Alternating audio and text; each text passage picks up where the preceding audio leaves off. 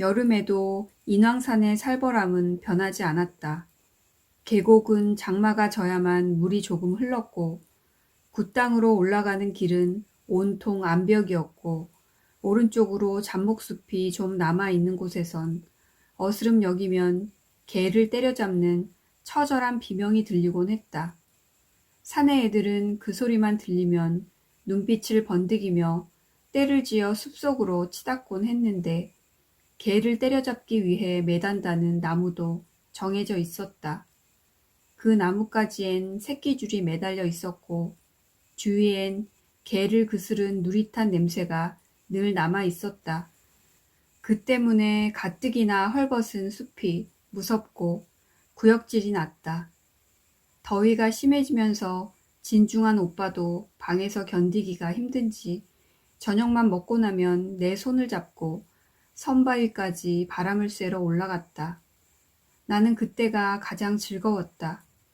선바위에 바람을 쐬러 나온 많은 사람들 중에서 오빠가 제일 잘나 보이는 것이 그렇게 자랑스러울 수가 없었다.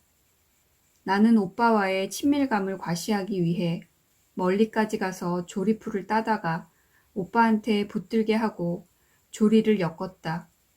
조리풀을 뜯을 때마다 습관적으로 먹을 만한 풀을 찾았지만 선바위 주위 척박한 땅에는 모질고 억센 잡풀밖에 자라지 않았다. 가끔 나는 손을 놓고 우리 시골의 그 많던 싱아는 누가 다 먹었을까? 하염없이 생각하곤 했다. 말수적은 오빠도 내 향수를 알아차리고는 여름방학이 며칠 안 남았다는 걸 손가락으로 헤아려 보여주곤 했다. 방학이 5손가락 안으로 임박하고 나서 엄마는 나를 데리고 야시장으로 나갔다. 영천서부터 서대문 내거리까지 밤이면 야시장이 섰다. 식칼이나 요강, 빗자루 등 일회용 잡화도 팔았지만 주로 포목전이 많았다. 차이를 치고 포목을 삼면에 커튼처럼 느리고 파는 장수들은 입심도 좋아 타령조로 외치는 소리가 흥을 돋웠고 전깃불빛에 보는 옷감은 하나같이 화려하고 하늘하늘해 보여 나는 반쯤 넋이 나갔다. 사람들도 포목전 앞에 가장 와글와글 붐볐다. 엄마는 여러 가게에서 흥정을 하다가는 값이 안 맞아 그만두곤 했다. 나에게 내리다지를 해줄 모양이었다. 내 몸에 옷감을 대볼 때마다 장수들은 참 잘 어울린다고 허풍을 떨었고 나는 가슴이 울렁거렸지만 엄마의 흥정은 그렇게 호락호락하지 않았다. 겨우 흰 바탕에 남색 물방울 무늬가 있는 자투리를 끊을 수가 있었다. 엄마는 꼭 내리다지 할 만큼만 끊으려고 했고 야시장은 옷감을 필육으로 갖다 놓지 않고 치마 저고리 한 벌 단위로 떼어다 팔고 있었기 때문에 흥정이 그렇게 어려웠던 것이다. 고향에 돌아간다는 게 비로소 실감이 났다. 마음이 설레어 잠이 다 잘 안 왔다. 1학년 첫 원족 때도 못 느껴본 느낌이었다. 1학년 첫 원족은 총독부 뒷마당으로 갔다. 총독부는 시골뜨기가 주눅들기에 충분한 어마어마한 집이었다. 드넓은 뒷뜰에 당도한 우리는 담임 선생님으로부터 그 안에서 절대로 하면 안 되는 수많은 금기사항을 반복해서 듣고 나서 해산하자마자 따라온 엄마하고 점심을 먹었다. 담 대신 안이 훤히 들여다보이는 드높은 쇠창살을 둘러치고 문마다 칼찬 순사가 지키는 그 큰 집이 바로 엄마가 장차 아들을 취직시키고 싶어하는 집이라는 걸 확인하고 질린 것밖에는 아무런 기쁨도 없는 원족이었다. 엄마는 자로 내 키와 품을 대강 재서 옷감을 어설프게 마름질하고 나서 다시 내 몸에 걸쳐보고는 시침질을 했다. 그건 다음 날 친척집 재봉틀에서 그럴듯한 내리다지로 완성됐다. 요새 말로 하면 원피스를 우리는 그때 내리다지라고 불렀다. 엄마의 바느질 솜씨는 소문이 나 기생 바느질 말고도 부잣집 혼인 바느질 일습이 들어온 적도 있었지만 양장 바느질엔 자신이 없었나 보다. 자꾸 입혀보고 앞뒤로 뜯어보며 불안해했고 과히 어색하진 않다는 오빠의 인색한 평에도 기뻐했다. 방학식 날엔 선생님이 방학 동안에 시골에 가는 아이는 손들어 보라고 했다. 방학 기간에도 2차례의 소집일이 있는데 시골에 가는 아이는 미리 신고하면 결석 처리를 하지 않겠다는 것이었다. 그때 비로소 방학을 시골에서 지낼 수 있는 아이가 한 반에 불과 2~3명밖에 없다는 걸 알았고 여름 내 서울에서 지낼 수밖에 없는 토박이 서울 아이들한테 마음으로부터 연민을 느꼈다. 너희들이 온종일 답답한 골목에서 공기나 고무줄을 하다가 기껏 어른을 졸라 일전씩 까먹는 동안 나는 모든 것이 살아 숨쉬고 너울대는 들판에서 강아지처럼 뛰어놀 것이다. 내일이면 고개를 넘고 들을 지나고 개울을 건널 것이다. 풀과 들꽃과 두업 냄새가 어울린 공기를 마음껏 들이마실 것이다.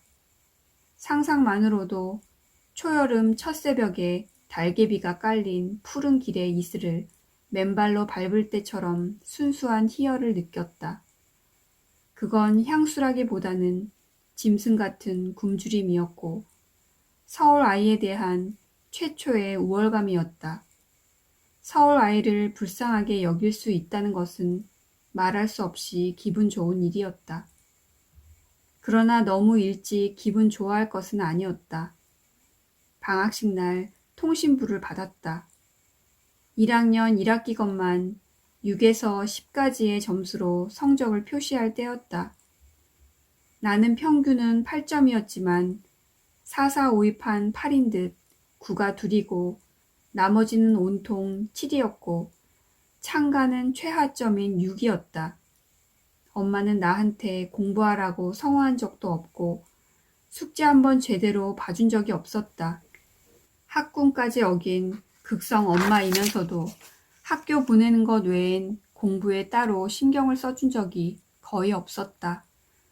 그런 엄마가 내 통신부를 보고 기함을 하게 놀란 걸 보면 무관심조차도 내 자식은 안 가르쳐도 잘하려니 믿은 엄마식의 교만이 아니었던가 싶다.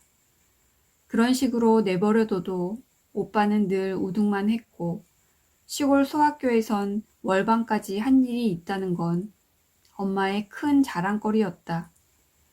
내 통신부를 본 엄마의 탄식은 특이했다. 아이고 머니, 이 망신을 어쩔꼬. 내 자식 통신부도 기러기가 날아갈 줄 네 알았을꼬. 엄마가 치를 기러기라고 하는 데는 까닭이 있었다. 바느질 다니는 사직동 친척집 행랑 어멈 아들도 소학교에 다니는데 공부를 곧잘 한다고 어멈이 줄창 자랑을 한 모양이다. 그러나 언젠가 그 아이 통신부를 본 적이 있는데 모조리 7이었고 한문으로 흘려 쓴 칠자가 나란히 늘어선 게 흡사 기러기가 날아가는 형상이더라는 것이었다. 엄마는 심각한 상황을 웃음으로 뭉치는 재주가 뛰어났지만 그 아이 통신부의 기러기는 유머 감각이라기보다는 내 자식만 제일로 치고 남의 자식을 얕잡아 보기 잘하는 엄마의 교만에 좋은 예가 아니었던가 싶다. 그걸 다 뉘우칠 만큼 엄마의 낙담은 심각했다. 나는 엄마가 어른들 뵐 낯이 없어 시골도 안 가고 말 것처럼 말했을 때에야 비로소 발버둥질 치며 울었지만 잘못했단 생각 같은 건 안 들었다. 앞으로도 잘할 것 같은 자신도 없었다. 오빠가 가장 적절하게 엄마의 상한 자존심을 위로했다. 국어 산수가 9점이니 나머지는 좀 못해도 상관없다고 했다. 오빠의 이런 통신부 보는 법을 엄마는 여간 마음에 들어하지 않았다. 뿐만 아니라 창가나 체조, 도화 따위는 공부 못하는 애나 잘할 수 있는 것으로 당장 비약을 시켰다. 우리 남매가 통신부를 받아온 날이기도 하고 다음 날이 시골 가는 날이기도 해서 밤늦게 작은 숙부 내외가 찾아왔다. 그때도 엄마는 조금도 기죽지 않고 내 통신부를 내보이며 오빠한테 배운 통신부 보는 법에다 살을 붙여 설명했다. 창가나 체조 점수 잘 받는 아이치고 공부 잘하는 아이 못 봤다는 시기였다. 못된 것은 조상 탓이라고. 나는 그 후 지금까지 음치 신세를 못 면한 걸 엄마 탓으로 여기고 있다. 숙부 내외는 엄마의 강변에 무조건 동의했다. 같은 서울에 사는 유일한 집안이고 또 당시의 풍습으로는 아버지 없는 조카 자식에 대해서는 아버지의 형제가 아버지와 동등한 책임을 느낄 때라 두 집은 늘 서로 왕래하고 염려하고 의논하며 살았었다. 숙부네는 소생이 없었기 때문에 두 집 간의 이런 관계는 의무를 넘어서는 진국스러운 우애였다.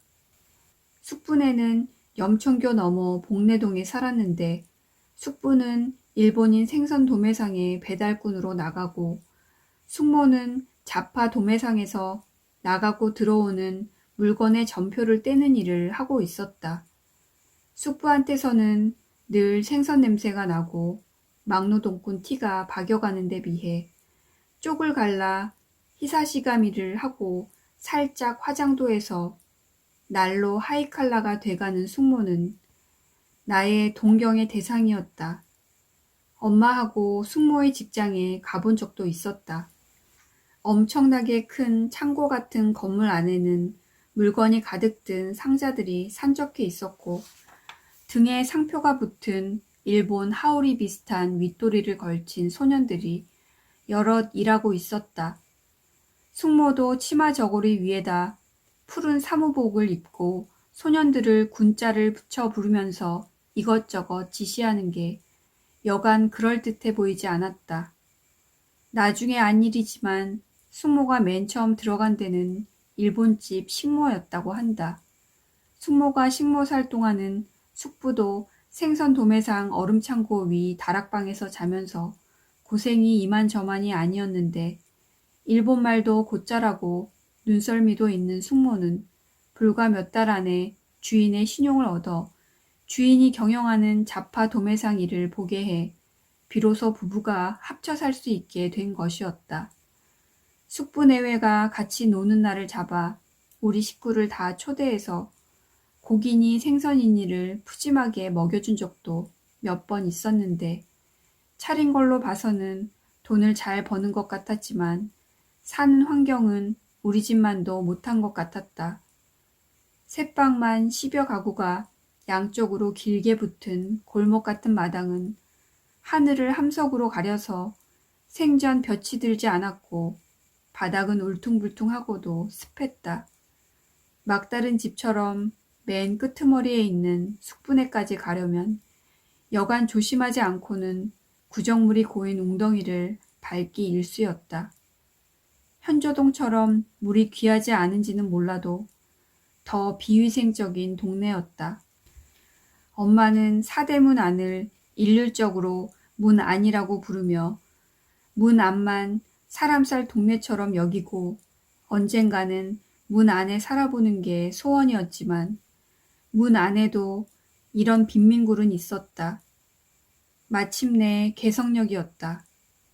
엄마는 여름 교복을 산뜻하게 차려입은 아들과 물방울 무늬 내리다지로 양장을 한 딸을 자랑스럽게 앞세우고 역에서 내렸다.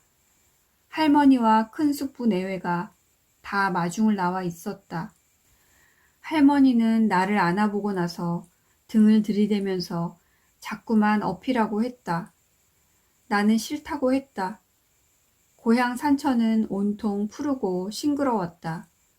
고개를 넘고 들꽃을 꺾고 개울물에 땀을 닦으며 여름 내에 서울을 못 벗어날 서울 아이들은 참 불쌍하다고 생각했다. 들판의 싱아도 여전히 지천이었지만 이미 쇠서 먹을만 하지는 않았다. 그러나 텃밭에는 먹을 게 한창일 때였다. 당장 따서 쪄낸 옥수수의 감미를 무엇에 비길까? 더위가 퍼지기 전 이른 아침 이슬이 고인 풍성한 이파리 밑에 수줍게 누워있는 애호박의 날씬하고도 요염한 자태를 발견했을 때의 희열은 또 어떻고, 못생긴 걸 호박에 비기는 건 아무것도 모르는 도시 사람들이 지어낸 말이다. 늙은 호박에 비한 거라고 해도 그건 불공평하다. 사람도 의당 늙은이라고 비교해야 할진데 사람의 노후가 늙은 호박만큼만 넉넉하고 쓸모 있다면 누가 늙음을 두려워하랴. 어른들은 한창 바쁠 때였다. 그래서 더욱 아이들의 천국이었다. 윗도리를 안 입거나 아예 고추까지 내놓고 사는 아이들의 맹꽁이처럼 부른 배 위로 참외 국물이 줄줄 흘러 그 위로 파리가 성가시게 엉겨붙으면 게을러 풍덩 뛰어들면 그만이었다. 우리 집 뒷강 가는 길에 건너야 하는 실개천은 뛰어들 만큼 깊지는 않았지만 개울가에 당 개나리가 한창이었다. 뒤란 안팎에 살구나무, 앵두나무, 돌배나무가 다 꽃이 진 뒤여서 주황색 꽃잎에 자주색 점이 박힌 당 개나리의 만개 상태가 유난히 화려해 보였다. 나는 이 모든 것들이 반가웠고 나를 가장 반겨주신 분은 역시 할아버지였다. 사랑의 할아버지는 반년 전보다 훨씬 더 고적하고 추비해 보였다. 불수가 된 왼쪽 뺨이 깎아지른 듯이 야위고 가끔 경련까지 일고 있었다. 50전짜리 은화를 던져줄 때만큼의 노여움도 남아있지 않은 할아버지가 불쌍해서 눈물이 날 것 같았다. 오빠를 따라 절을 하면서 방학 동안 할아버지의 심부름을 지성껏 해야지 하고 별렀다. 그해 여름방학에 처음으로 사촌동생을 보았다. 여동생이었다. 시골집을 지키고 있는 큰 숙모가 나왔으니까 숙모가 배부른 것도 보았을 테고 30을 넘은 후에 초산이었으니 그 전에 어른들이 기뻐하면서도 순산을 바라는 소리도 꽤 했으련만 어떻게 된 게 내 기억으로는 사전 지식 없이 돌연 동생이 태어난 걸로 돼 있다. 밤이었는데 옆에 아무도 없어서 깼는지 두런두런하는 기색에 눈을 떴는지 아무튼 잠이 달아나고 보니 안방이 아니고 건넌방이었고 곁에 아무도 없었다. 할머니 옆으로 가려고 마루로 나가니까 안방에 불이 켜졌기에 문을 열었더니 어서 문 닫으라고 엄마는 뒷손질을 하고 할머니는 대야에서 뭔가를 주무르고 계셨다. 나는 잠이 덜 깬 소리로 할머니 닭 잡아? 하고 물었다. 엄마가 웃음을 참는 얼굴로 나를 내몰아 건넌방으로 돌아와 다시 잠이 들었다. 쇠고기, 돼지고기는 설하고 추석 때나 썼고 생일이나 손님이 왔을 때는 닭을 잡았기 때문에 닭 잡는 것은 어려서부터 봐왔다.